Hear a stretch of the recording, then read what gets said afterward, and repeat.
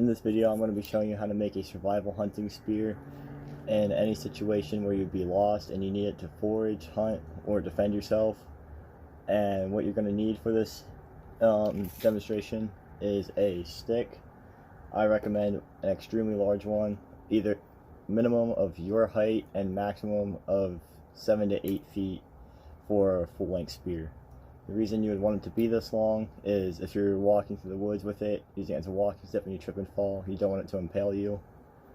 And different types of spears you can make is a wooden spear. You take a knife and you shave the end to a sharp point of the stick, and that's basic spear. You can fire harden it, and it's good for hunting, but it doesn't last very long once the tip gets dull.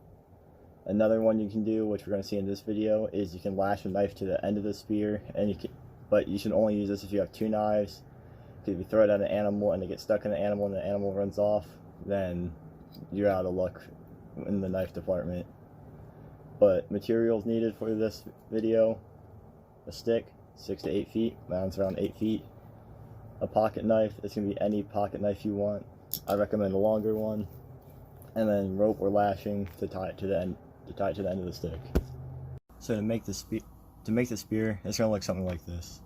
We're going to have the knife to where the hilt ends, right where the stick ends. So then sticking out at the top is just the blade of the knife.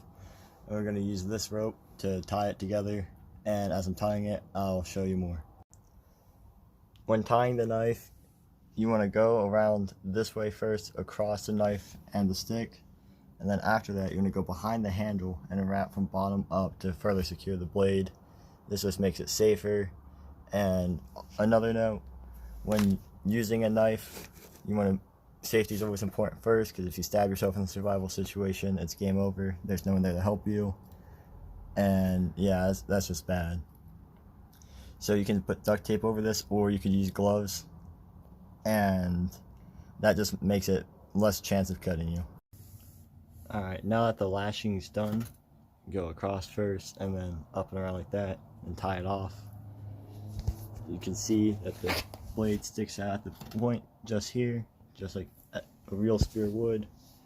Another thing you can do for the spear, this is more of a temporary spear, but if you want a longer lasting spear, you could always chop down a piece of the wood starting halfway through, going down the length of whatever your hilt is for your knife, and carving out. That way you leave a shelf in there and the lashing would stay on longer and you wouldn't have to worry about it coming loose as much. Now to show you guys what the spear should look like when it's finished, like we said, we spent this doing the lashing, and the spear when standing up should be taller than you, because if you're walking, the last thing you want is to trip and then get impaled on this. So again, minimum of your height, which would be a 3/4 lance, or if you're in a full lance, it should be to the top of your wingspan. If you're standing straight up, hold your arm above your head, and where your fingers reach is the maximum length you want your spear. This spear is around that length. I'm going to stand up now to show you what it looks like. As you can see, the spear is much taller than me, and this way it's easier to balance when throwing.